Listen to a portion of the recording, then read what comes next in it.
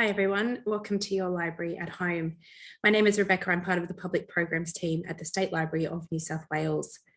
I'd like to begin this evening by acknowledging that I'm joining you tonight from Gadigal land, the traditional custodians of this land on which knowledge has been exchanged for millennia. We also celebrate the diversity of Aboriginal culture and language across New South Wales, and I take this opportunity to pay my respects to elders past, present, and most especially emerging. Welcome to another instalment of the B-List Book Club online. A very exciting opportunity tonight to hear from the truly remarkable Australian author, Helen Garner, on her third diary volume, How to End a Story, Diaries 1995 to 1998. How to End a Story and many other titles by Helen Garner are available for purchase through the State Library's online bookshop. The online bookshop can be found on the State Library's homepage of the website. And a quick mention that all purchases through our bookshop come with free delivery. Before I hand over to Bria, I'd like to thank you all tonight for the support of the B-List Book Club for 2021 and the whole of the events programs for this year from the State Library. Whether you're joining us for the first time tonight or whether you've been joining us all year online or on site, thank you. This year has definitely been a roller coaster ride for so many of us, but we now look forward to the holiday season and hopefully a much healthier and stable 2022. I wish you and your families a safe and happy holiday and a happy new year. And we hope to see you all online and on site at the State Library again next year for what is shaping up to be a very full program of talks and events. Stay online at the conclusion of Bree's chat with Helen this evening, and Bree will announce the final event of the B-List Book Club for 2021. I'll now hand over to Bree with a quick reminder for all of you at home that we are using the Q&A feature of the Zoom app. If you have any questions for tonight's speakers, please send them through at any stage during the talk, and Bree will moderate as many of questions as she can get through at the conclusion of her talk. Thanks, Bree. Thank you so much, Beck. Good evening, everybody. Thank you so much for deciding to spend your Thursday evening here with us. It is my absolute pleasure, privilege and honor to introduce you tonight to, of course, Helen Garner. We're going to be discussing the third and final installment of her diary series, How to End a Story.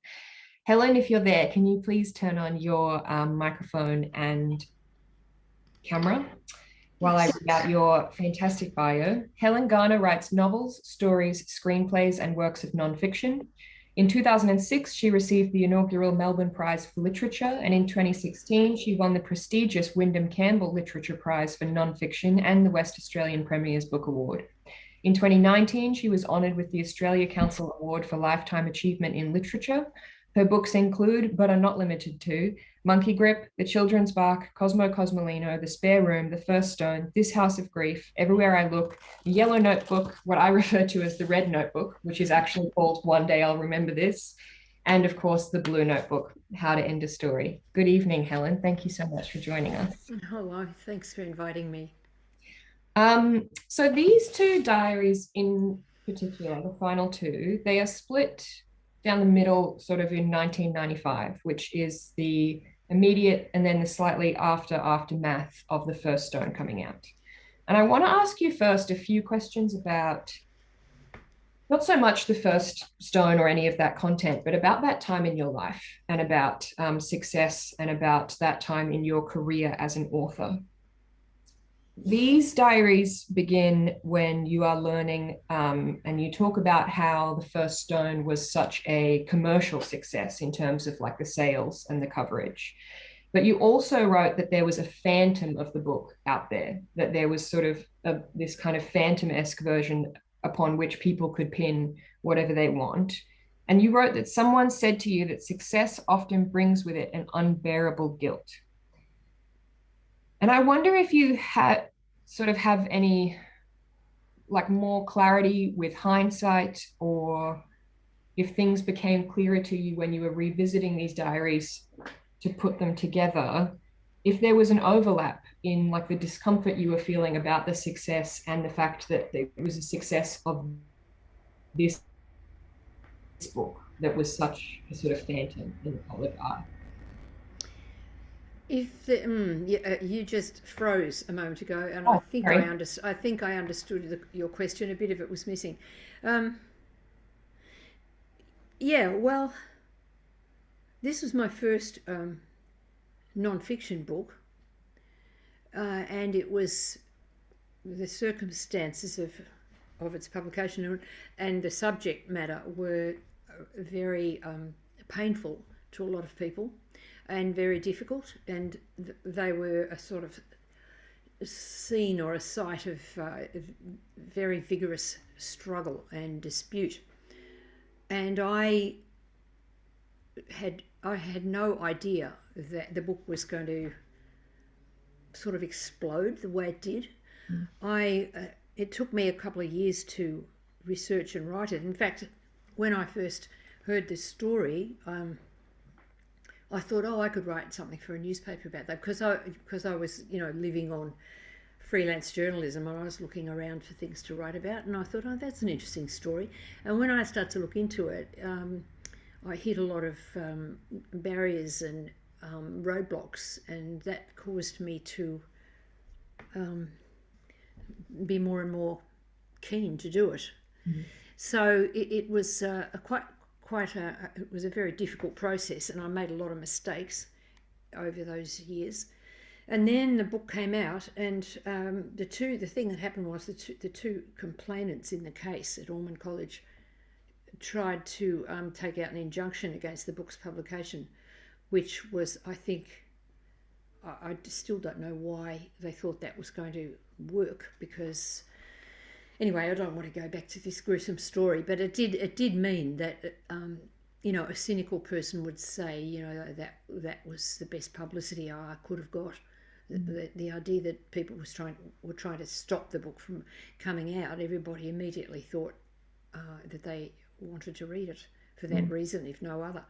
And so it was one of those successes that hit me sideways. I had no idea what it was like to have those kind of sales and to be on the bestseller list week after week, and at the same time to be the focus of intense dislike and disapproval, and in fact even hatred. So it was a kind of mad-making experience. And I don't quite know what else I can tell you about it along those. It was when you quoted whoever it was, I think it was the character the person in the book called V, who told me that an older woman painter of his acquaintance had said, felt that that's what was hitting me. She said the thing about success is that along with it comes guilt. And that I had a very extreme case of that, I think, because a lot of people were saying that it was outrageous of me to have written the book in the first place. So those sort of attacks go right into that part, the guilty part of you, and cause a great deal of angst.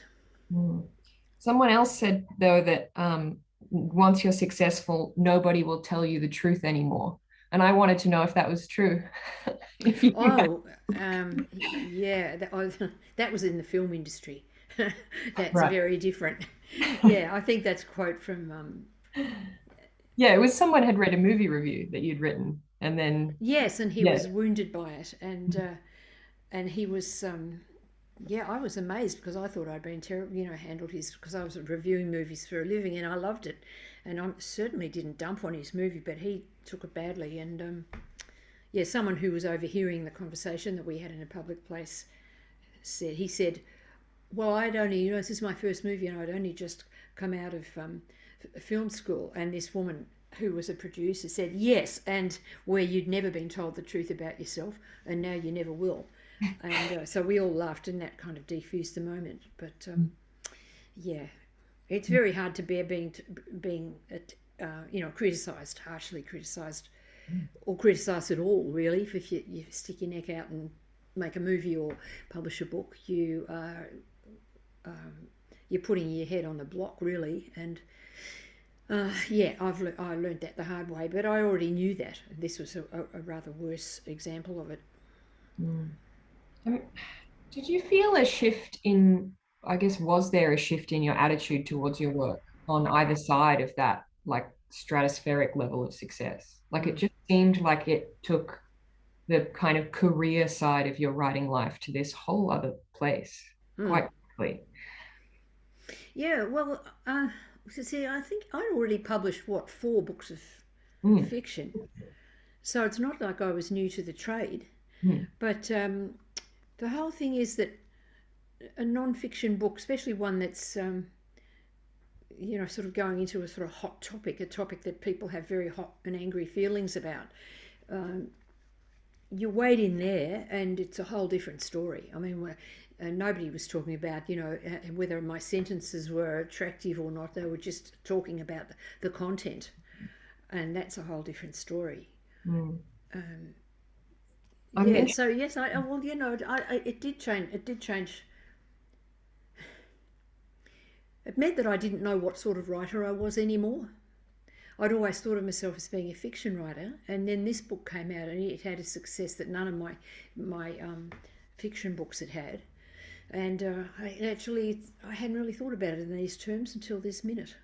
I was really very thrown by, I just didn't know what to do next. After that, it took me quite a while to get back on my feet. Mm. Something I was really interested in, because it's something I think about all the time, is that you expressed concern about whether or not to put your face on the cover of True Stories. And the thing that seemed to be the kind of point of your worry was that you would lose the anonymity that you like required to just be able to observe people and to sort of be the fly on the wall. Why, like, I guess then, if that seems to be something that's really valid to be concerned about, that you would be afraid of losing that anonymity.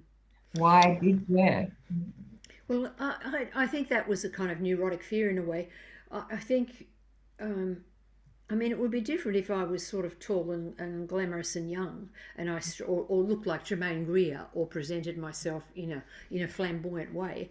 But I'm not really the most noticeable person in any room, and I realised after a while, and the older I get, the more I find that if you just sit very quietly and don't wear flamboyant clothes and never shout, and nobody notices you there after a while, and that's a wonderful thing about that sort of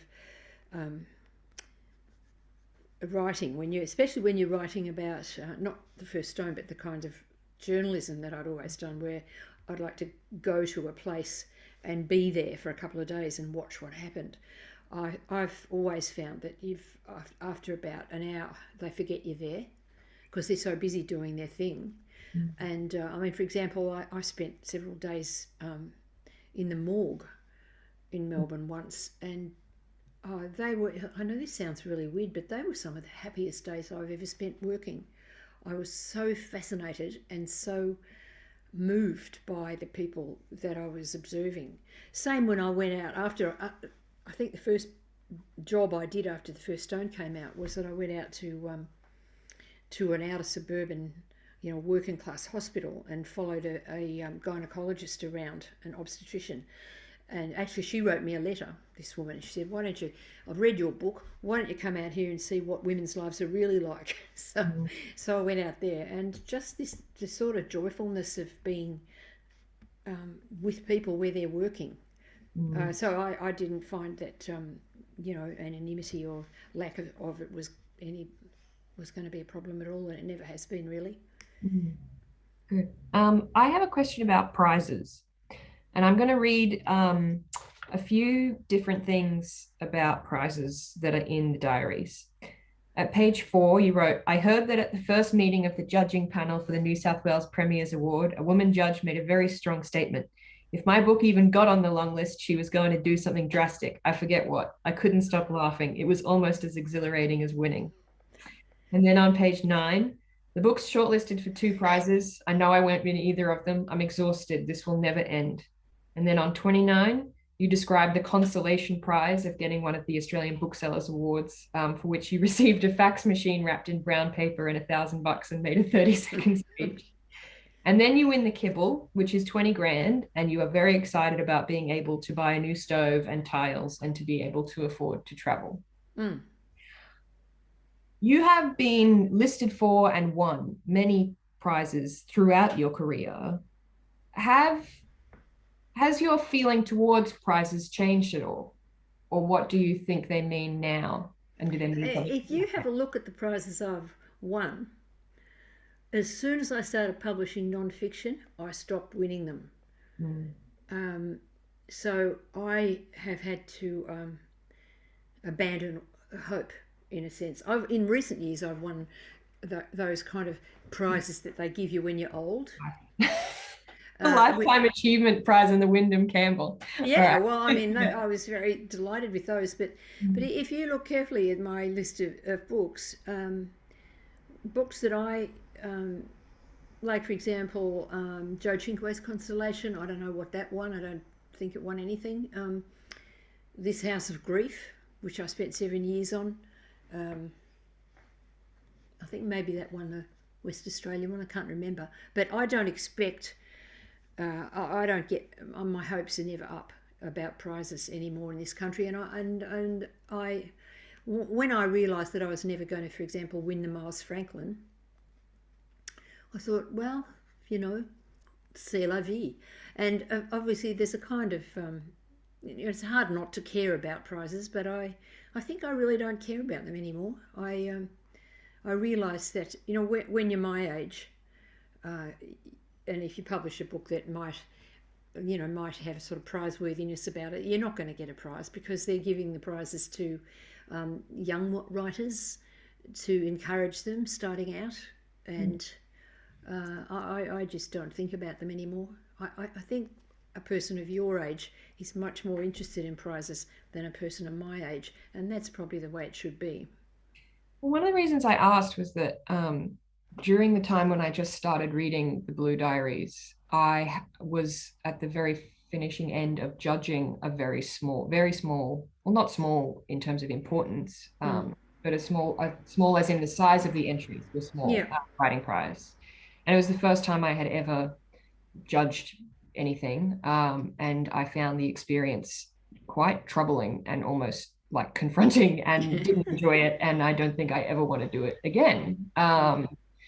And I was judging the nonfiction category. And there was, other people judging their respective categories of expertise. And it was a very difficult job, but it sort of released me from something that I had been, I had been wanting to shirk off for a while. Just the unpredictability and kind of the process of arriving at a winner is terribly depressing. Yes. I mean, it's kind of insane. There's a lot of horse trading that goes on, and often I think, in my experience of judging things, often the person who I might passionately have wanted to win wasn't pleasing to the other judges, and so there's a lot of wiggling around, and so the book that is, there's kind of always a safe book in any category. They go, oh yeah, it's okay, because for the following reasons, this one's going to please everybody. So you might find that there's a book of great brilliance, but it's sort of got up people's noses in a way. I thought that was pretty depressing. It's something like that. It's like now I feel more sure than ever, in a way that I find quite liberating, that I'm very interested in long lists, and it's interesting to sometimes a list will show me a book I'd not heard of before. But I don't know. That's their only function as far as I'm concerned. I think there's a sort of craziness that hangs around prizes, and it's so liberating when you stop giving a shit about them, really. I mean, obviously it's great to get some money, especially when you're just starting out, or even in your sort of mid-career and you're still slogging away at journalism in the meantime, just to get a sudden blast of money. But to buy an oven. The thing is, you often don't know what the criteria possibly were. The thing is that people have this awful sense that if they don't win a prize, it means their writing is no good, and that's the big mistake. That's the mistake with prizes, to think that they're a sign of quality. They're not necessarily a sign of quality, and they often aren't. And it'd be really great if people could understand that. But I think something infantile kicks in when you think, oh, I should win. I should be the winner. Why can't I be the winner? It's that sort of pathetic longing to be patted on the head by some fantasy know-it-all, godlike parental figure, and they don't exist. Mm. They don't. No. I would love if you would please do that reading we spoke about now. Sure. Because I've asked you all about success and prizes in that time in your life, and I would like to now move more towards the sort of personal, some of the personal stuff in the diary. Okay. All right. This comes from page 14. It's just that one paragraph you talk, or two paragraphs there, isn't it? Yeah, please. Yeah. Thank you. Okay. I think I am in the classic position of a woman artist who, in order to maintain a marriage, is obliged to trim herself so as not to make her husband feel what? Something a man is not supposed to have to feel? This must be one of the reasons V is so against it when I have to do publicity. It's also perhaps why he's encouraging to me about doing journalism. He's as generous as he can possibly be about my book and its success. But if I had success like that with a novel, there'd be serious trouble. I don't know what trouble exactly, but life would get tougher. Why are men so fragile? If he were getting more attention than I was, everyone would be at ease. It would be seen as normal and appropriate. Tilt it, and everything gets unhappy and shadowy. Maybe it's true then. A woman artist who wants to develop as far as she can needs to live alone. He's a better novelist than I am. He can handle broader ideas, more characters, etc. This is not the problem. The problem is that my success seems to get in his way. It somehow stops him from working. What to do? I could accept without further complaint his demand for uninterrupted occupation of the flat, work harder at cooking, do less publicity, pull my horns in. How dismal. Thank you. I just want to remind everyone at home that if you have questions for Helen, I will be asking some at the end, and you can type them into the Q&A box at any time. Do you have any more or less understanding about V, who is your husband at the time, V's, I guess, insecurities, or why, in particular, I'm interested in why he didn't like you doing publicity? I can't remember. When I came upon that in the diary, I couldn't remember why or even how he expressed this. I think he probably saw it as he was a person, rather a shy person, I think, and a person who didn't believe in, you didn't go out there and put yourself forward in a blatant publicity type way using newspapers or whatever. But I think, perhaps he just thought I was drawing attention to myself in a sort of a vulgar manner. I'm not sure. I'm just guessing. I have a couple of different, I don't so much want to talk about him, but there are things he says that are really interesting to me that I want to hear you talk about. And he comes up with these binaries. One of them, it seems to be this recurring theme that he has this real separation between, it's either work and life, or it's maybe like art and family. And so you write about how he had, by this, whatever it was, 1996, he barely saw his family anymore, ever. And that he made it a problem if you wanted your daughter, to come stay with you. And he also often talks about not liking your family. And a friend of yours observed that he both wanted to be a reclusive artist and have a wife, but you can't have it both ways. Why do you think this, what I would describe as a false binary, endures? This idea that you cannot be an artist and you can't be a genius, like a genius artist, and have a family. Oh, I don't know where that idea comes from. It's very deeply in thoughts about culture and art. I don't know how far back it goes in history, but you only need to read biographies of famous artists of any stripe, I mean, whatever their art form is, to see that how, I'm talking male artists, there's some idea of the artist as being somehow not subject to the usual rules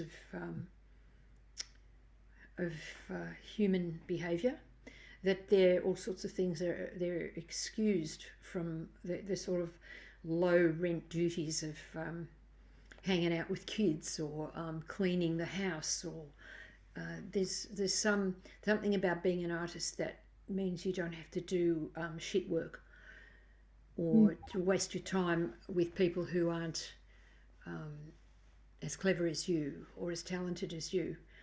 I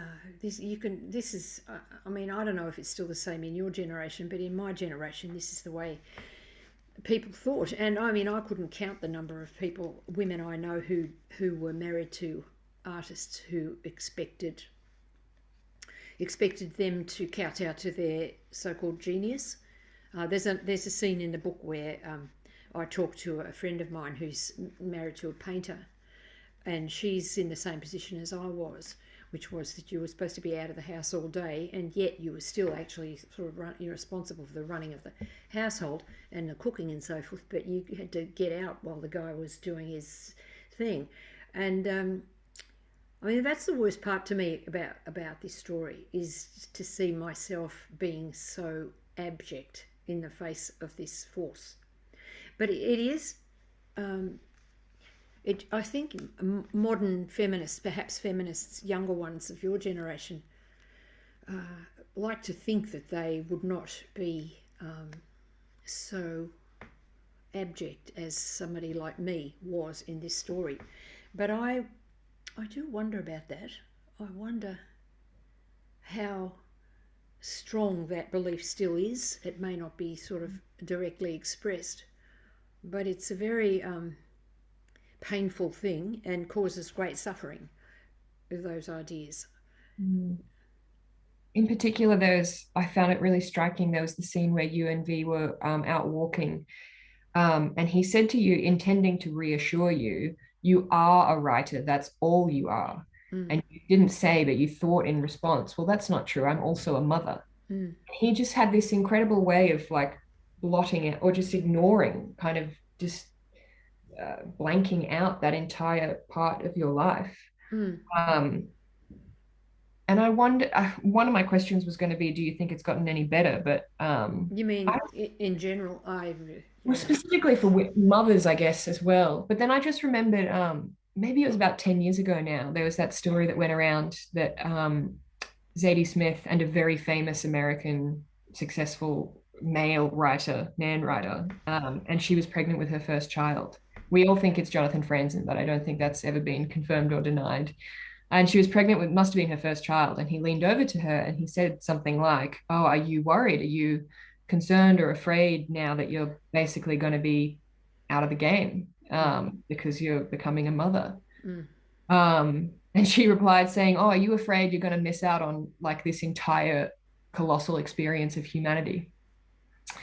And the thing that strikes me about that is that I don't know about painters, but art writers in particular are surely interested in the human. And even like this book documents you at the time you're married to V, and he's writing a novel that's all about human and human interaction. It just seems so ironic to me, I suppose, that the experience of intimate, like family relationships could be so easily discredited by someone who claims to be interested in... Who's writing a book about a father and a daughter. Yes.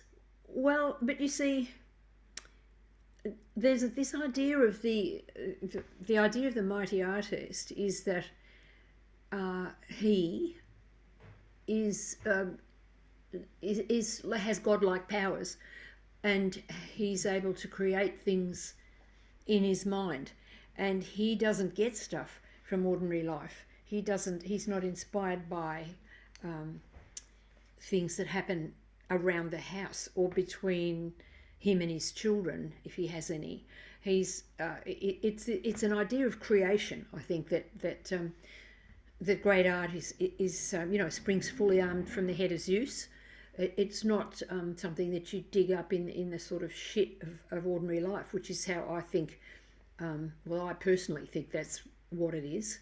But it's sort of like, that God artist thing. You don't have to get your hands dirty. It's all in in your brain and your imagination, and that's why you don't want to be interrupted.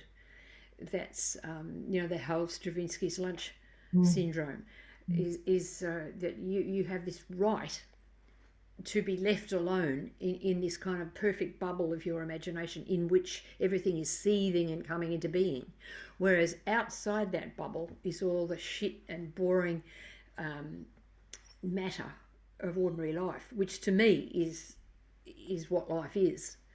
But there's a lot of male artists who feel that they need to be protected from the mess and the distraction. You see, if you're working with godlike powers in a sort of noble bubble, you don't want to hear a baby crying. You don't want there to be a pram in the hall. You want this empyrean, this sphere of pure fire, which is where your inspiration is born and flourishes. Do you think that there's some way in which, if you had been successful in that same sphere as he was working, that almost would have encroached on his psychic bubble? That there's something there about taking up the same space, like mental space on the podium? I don't understand that. I don't know. I think that, you see, like a lot of male artists of his generation, there's a corollary to the male artist, and that is that women can't be artists. Women can't do real art because, just the sort of stuff that you just can't believe anyone could actually think. But you see, I'd never actually got close to somebody who lived in that fantasy world of the noble artist who's not touched by the sort of muck of daily life. I'd read about it, but I'd never known anyone or loved anyone or been in an intimate relationship with anyone who actually had these beliefs, and they dawned on me slowly. You see, it's in the previous book, in the second book, I think and hope that it shows why I was in that relationship in the first place. There was a very strong intellectual companionship in the early years of that marriage, which I still remember with gratitude and loved while it was happening. It was wonderful to me. I'd never actually been in a couple that sort of fired like that intellectually, and it was marvelous. And I think, looking back, as that gradually that wore away, it was worn away by our separate relationships to the outside world of what our work was doing or wasn't doing, and it was very sad. I was sad, and I thought, is this really happening? What happened to all that other stuff? What happened to that? This sense that of our minds being fruitful to each other.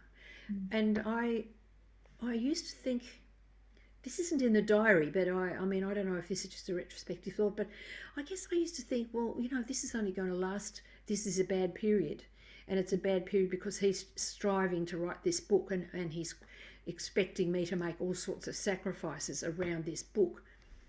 And I think perhaps almost as a way of trying to excuse myself for having put up with it for so long, I thought, well, it's temporary and the old stuff is going to come back. But I'm probably making that up now because there's no sign of that in the diary. This is the final question I have about this type of content. I counted 8 different times where he said some version of, women are from Mars. Sorry, what is it? Men are from Mars, women are from Venus. Men are from Venus. And Venus is worse, basically. He would say that the women in choirs liked to be managed and directed by the conductor, not so much the men. That's the thing in the book that makes me laugh the most. Every time I think of that, I just crack up. He says men's way of conversing is better and wiser than women's because it doesn't depend on subjective anecdote, blah, blah, blah. Anyway, I counted 8 of those ones. I love the way you count these examples. No one else has done this, to my knowledge. Well, they sort of accrue. And then at the very, very end of the book, you write, I must have been scared of him. I didn't feel scared, but looking back, I see I acted as if I was scared. And I want to know, like, you're documenting these things that he says, these sort of little, not little, like these things that you obviously don't agree with or appreciate. What's the difference between feeling scared and looking back and realizing that you were acting scared? Mm. I think what I meant by that was I didn't have the strength to fight him on these points. I don't know if it's a matter of strength or willpower or belief in myself, or was it just that I was very aware that this is the third time I'd been married and I really wanted it to work. I didn't want it to be, oh God, here she goes again. But yeah, it's very hard to puzzle over these things, really. I don't quite know what to say in answer to that. And it is the sort of question that people ask, having read the book. It's I think, oh yes, I know a thought I had a moment ago. When you're with somebody who you actually have a lot of intellectual respect for, which I did for a long time, and that person has certain very, very strong ideas that he's worked out, the sort of the autodidacts ideas which become temple-like and tabernacle-like and can't be challenged. It's like it's kind of it's the air that you live in. It's the air that you breathe. It's very powerful. And I look back and I see that, in a sense, he had me on the ropes from very early on. He had this very strong need for his way of thinking to prevail. And as the time went on, that became more and more painful and awful to me and sort of destructive of my own individual way of being and thinking. And one thing when you look through the book, you see again and again, he says it's not worth having all these feelings. You're obsessed with feelings. You despise rationality. It's not worth having all these feelings. And that was a kind of mantra, and it got worse and worse as the time went on. And yeah, that became one of the things that I just couldn't bear any longer. I want to have some questions now about not so much craft, but about like the diaries themselves and putting them together. And I promise this is the last thing that I counted. But I count away. Yeah. I counted 12 dreams in the diary, and then at page 173, when it's really tough times, you wrote, I don't dream anymore. And then after some time, when you start reestablishing your independence, they come back, and then there's another 7 dreams. And I wanted to know, do you have a dream diary that's separate from these diaries, or is it the same? And if it is the same, can you talk about what value you see there in having the dreams run alongside, I guess, the waking? Yeah, no, I don't have a separate dream diary, and I can never understand why people do that. Although I suppose if you didn't have the sort of diary that I've got and you wrote down your dreams, that would be worthy. Dreams are worthy of study, in my opinion, very worthy. But I liked. I've got over the years as I kept the diary. I try to write the best way I can each day, and it's a form of practice. And I also quite early on realised that trying to write down a dream it's actually very hard. It's a really good writing practice. It's a terrific challenge to try and get the mood of a dream or the suddenness of the imagery and the strangeness and the clash of things. And sometimes a dream you have is it's an enactment of what you're actually going through psychically. Like, for example, late in the book there's a dream where I'm standing on the nature strip in a street, and there's a dog and next to me is parked some sort of combi van containing members of my family, and they're all looking out the window, and out the window, standing near my feet, there's this dog which is giving birth. It's having a pup, just the one actually, and not a litter. Anyway, I'm watching this dog giving birth, and all my family are eagerly watching it, and one of my sisters is standing beside me, and I say to her, have you ever seen this before? And she says, no, I never have. And then so the dog pops out, and I've never actually seen a dog give birth, so I don't know if they come out like cats in in little plastic bags, or if they come out furry. But in the dream, this little dog pops out, and it's a little brown puppy, and it's really lovely, and I go, oh, here's a puppy, and I picked it up in my hands and I held it up to my family to say, look, the puppy is born.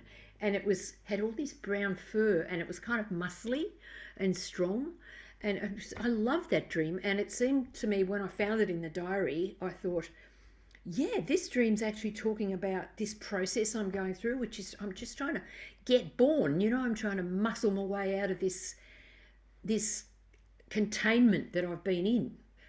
And so I think dreams to me there's kind of secret language of the soul. They seem to me to be enormously powerful and interesting and worthy of having attention paid to them. There's another one in the, how are we going for time? Am I fine. too much? No, please.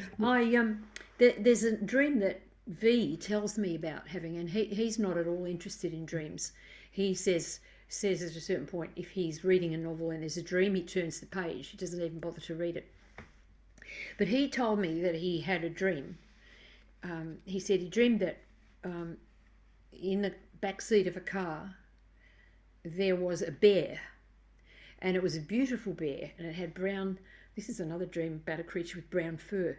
Anyway, be that as it may, this bear was in the back seat of a car, and he thought it was dead. And he got in the back seat and looked at it close up, and he saw that it wasn't dead. It was just asleep. And then he says to me in a kind of challenging way, well, what does that mean? Are you going to tell me what that means? And I sort of said, oh, well, I would never take the liberty of interpreting another person's dream, I primly said. But actually I was thinking, that bear is our marriage. And you think it's dead, but if you pay it a bit of attention, you see that it's actually alive. But so that's my point about dreams. I guess I think they're doing a hell of a lot of work, and I think in this book they're doing a lot of work.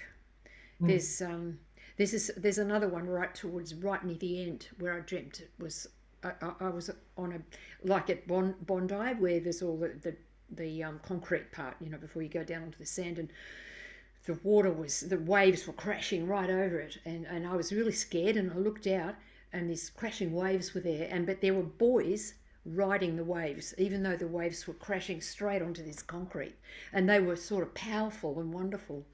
And the dreams, there's power in the dreams, and there's more power in them as the book goes on. I have one final question for you, and then I'm going to start taking some from the audience. So people watching, if this is your last chance to get one through to Helen. I'm going to mispronounce it, even though you told me how to say it just before. When you're over in Ushuaia, it's this most incredible scene, and it's part of the book where I, like, the way I sort of describe it to myself is that you're getting back, like you're coming back into yourself. You're coming out of something and into something else. It's a very powerfully transformative time. And you're over in Ushuaia and you climb a mountain, and in the physical exertion of that experience, you can feel yourself sort of coming back to life after some kind of like dormant state with the marriage with V. And you write, as you're scrambling back down the mountain, I raved out loud as I came down the loose surfaced humps in a crouch, knees flexed, both hands splayed. And you said out loud, give me another 20 years, Lord. I swear I'll use every minute. I'll never grow so old again. Give me 25 more years. And that was 1998. So, You counted the years. Yeah. Did you keep your promise? Do you feel like you've been able to live more Yes, every I minute? did, and I do, and I wish I'd asked for 35 more years because I don't know how many more I've got. But yeah, yes, it certainly.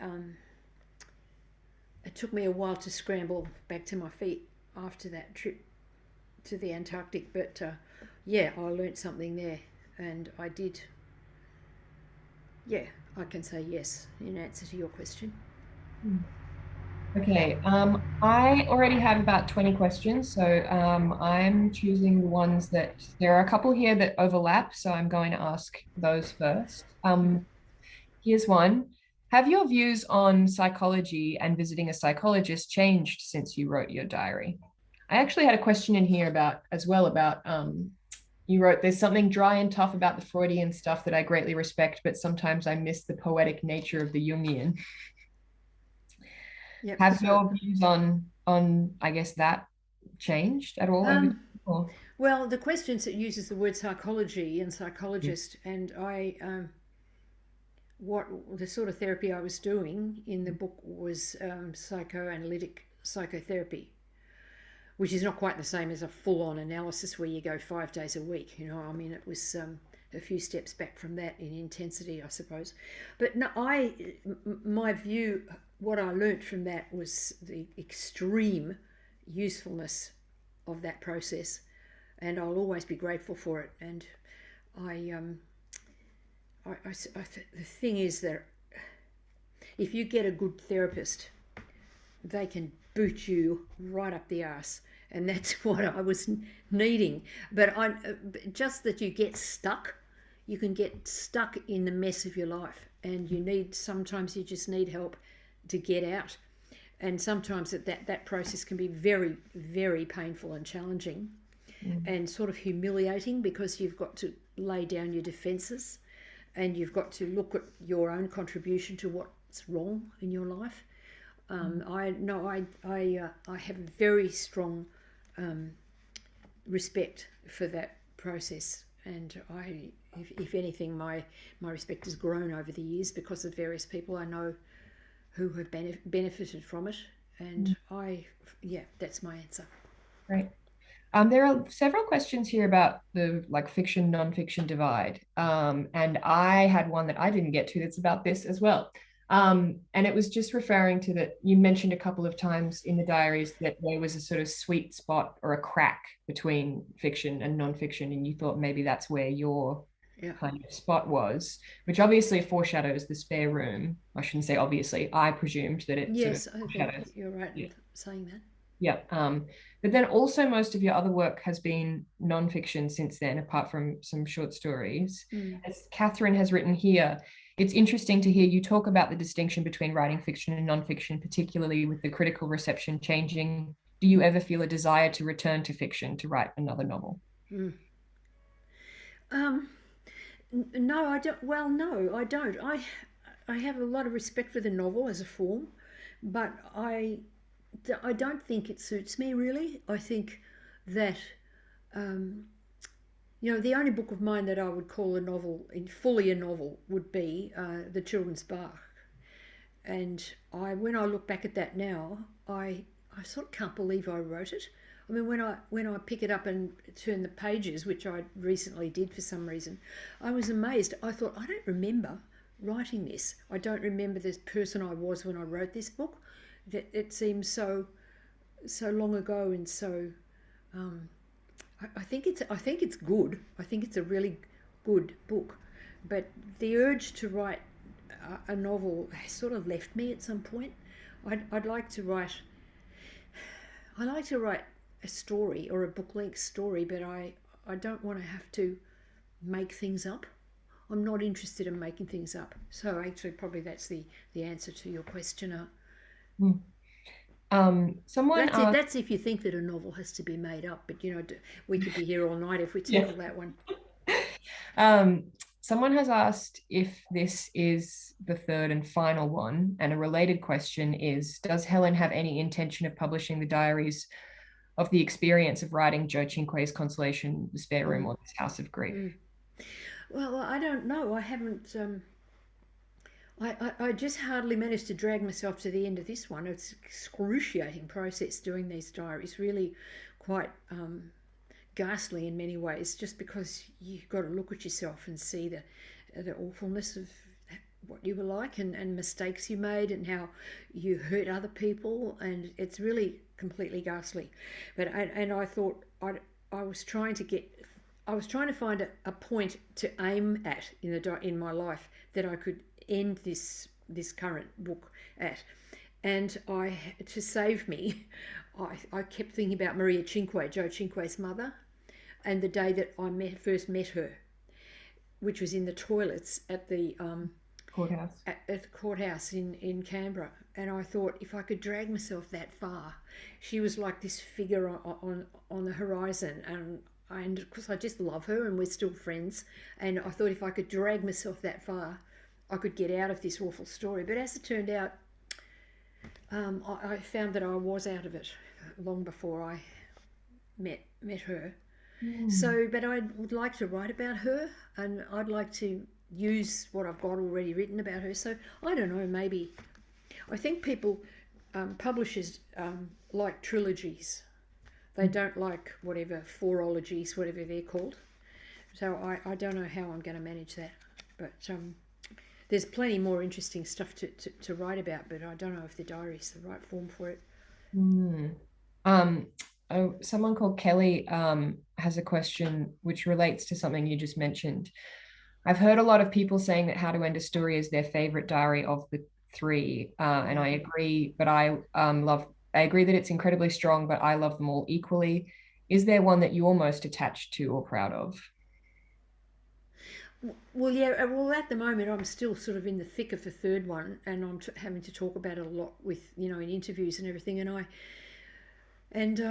I like it because, yeah, at the moment I like it the best because it's got a it moves along so fast, and it covers a smaller. It only covers 4 years, whereas the other ones can cover 7 or 8 years, and they're more leisurely. And I don't know if actually maybe what I'm saying is that the third one reads like a novel, which undermines everything else I've just said. That I do like the third one a lot. Yeah. It would also make sense because you also said that this one was the hardest one to put together. Yeah, it was. Yeah. There's a question here which may be related again, actually, from Eleanor. How much do you think writing about the drama between you and V allowed you to recognize the dysfunction of it? Do you think you would have been able to extract yourself without the diaries, the process of writing your way through it? That's a good question. Well, I do know for sure that I just couldn't have gone on in whatever form unless I was writing this stuff down, because it was. I mean, the diary is the way that I stabilise myself in my life, and it's the way that I keep a grip on. It's how I stop myself from complete and utter despair, I suppose. So it's probably not until afterwards, when I look back on it, like in now to pull it together, that I see most clearly all the patterns that I was trapped in, patterns of my own behaviour, as well as as part of a couple. But I writing it was essential to life. I can say that. Yeah. And yeah, it was necessary to try to analyse it as I was going along. Yes. This is a quick question that I really like, from Anonymous. You talk in the book about wishing you could take half a day in the house to cook something difficult. Is this something you enjoy doing? No, it's not. I'm a hopeless cook. I mean, no, that's not true. I always go around saying I'm a hopeless cook. I can cook a few things, but I've never cooked anything that takes all day. One of those things that people tell you take ages. Well, I mean, that to me is terribly frightening and or inspiring and off-putting. But perhaps I might have learned if I'd been allowed to stay home. Second last question, I think we probably have time for. Helen This one's from Declan. Thank you. Helen, you mentioned early on the question of content and style receiving different degrees of attention depending on genre. I think this was early in the conversation when you were saying that. Oh, yes, I remember. Yeah.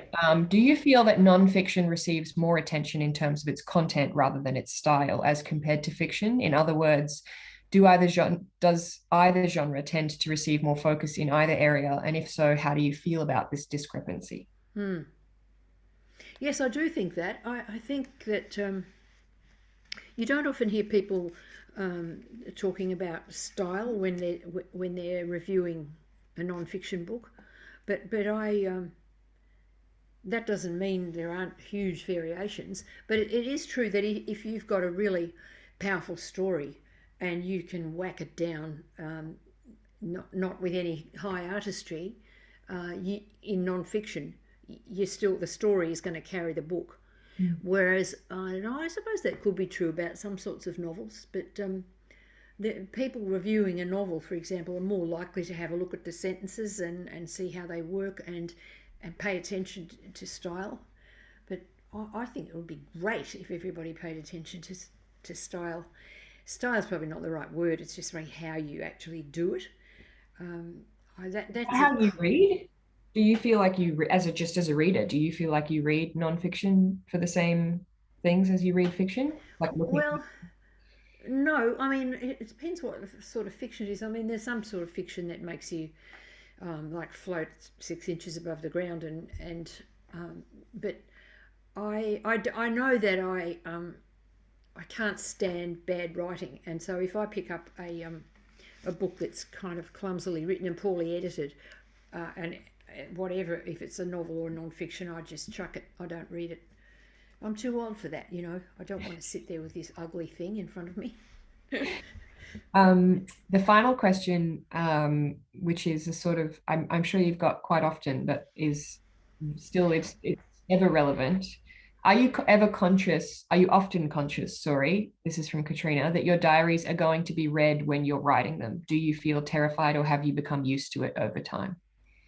No, I can answer that quite clearly. I don't ever think about that when I'm writing it, and that's why I love writing it, because when I'm writing in my diary, I feel free. I don't feel that there's I'm not accountable to anybody when I'm writing the diary, and I'm not scared because I know that nobody's going to run into the room and grab it off the desk and run out and publish it. So I can write down what I really think and what I really feel, and I'm actually talking to myself when I'm writing the diary. I feel that very strongly, and I realise that more and more since this book came out.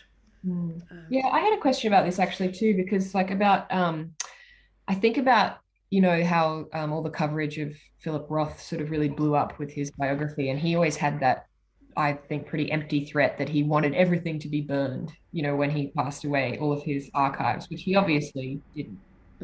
And I was wondering, like, there's something that I find a bit irksome about how, like, writers' correspondence will be sold after they die. And Isn't that awful? yeah. I thought I find that really disturbing. And like when you talk just then about the freedom you feel to write in your diary, and then I think about how people seem to think it's okay to treat certain archives like that those do not go together. Like being able to write freely in your personal documents. I know you have things set up for your archive, like decade delays on people accessing it or anything? Oh well, I've never given up. My diaries are all just still here in the house. I mean, I don't know what I'm going to do with them eventually when I die, or I'll get my daughter to do with them when I die. But yeah, I can't imagine giving open slather on them. That might go back to the question a moment ago about whether I'm scared when I'm writing them. I'm not scared, but if I started to think that way, I might start thinking about a bonfire. Yeah, another bonfire. Like you had Yeah. the first one to get rid of. How old were you when you did the first bonfire of the diaries? Oh, I was about 18. It was just when I was going to uni. And then I did another one about maybe in the early 2000s, I think. I burnt everything up until about the year 1977, where the first diary starts anyway. But it was great. I'm not sorry I burnt that stuff because it was crap. I mean, that's why I burnt it. Not because I didn't want it. Well, yeah, because I didn't want to read it. Not just that I didn't want anyone else to. It was just really sort of boring and, yeah, it was awful. And I'm really pleased I burnt it. But I wouldn't like to burn all the other stuff because then I'd have to burn all the stuff I've written about my grandchildren and things like that. So I don't know what I'm going to do with it. That's a problem for later. Yeah. There's not very much later left in my life, I think, probably. You should have asked for 35, 45. Yeah, I should. 40. I'll settle for 40. 40. Great. Is there anything else you wanted to say before we wrap up tonight? No, thank you. Thanks for asking me all these questions. It's very thought-provoking, actually, being asked questions about this book, because it's still a bit molten, you know. I feel like when I pick it up in my hands, it might kind of dissolve. But yeah, I'm really happy that I'm getting a lot of really interesting responses from people, and that means a lot to me. So yeah, thank you for interviewing me, Bree. Oh, my absolute pleasure. Just before we all leave, for everyone at home, the final B list for the year will be on Tuesday, the 7th of December. And because finally we are free-ish, it will be back in person at the State Library, and it's going to be a Christmas special where it's a chat with Rick Morton and myself about our reading years. And the event is available online already, so you can go look it up. But that's all for tonight. Thank you so much, Helen. It's been I've had a great time. Thank you. Thank you, Bree. I enjoyed it too. Bye. Bye.